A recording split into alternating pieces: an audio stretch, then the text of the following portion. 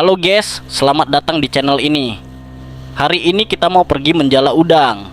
Ikuti terus video ini.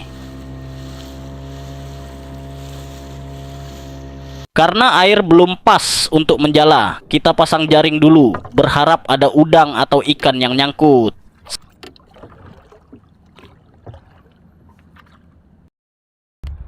Mundur gini. Gitu. Luas. Pelan aja.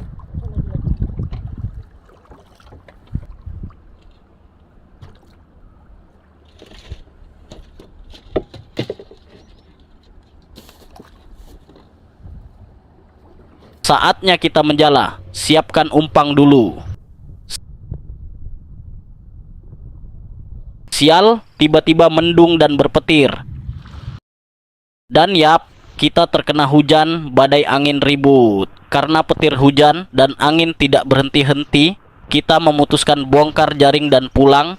Video proses bongkar jaring tidak bisa direkam karena keterbatasan alat. Walaupun hari ini bukan rezeki kita, setidaknya kita masih bisa pulang dengan selamat. Alhamdulillah. Ya udah, sekian untuk video gagal ini. Jangan lupa support channel ini supaya rajin upload ya guys. See you.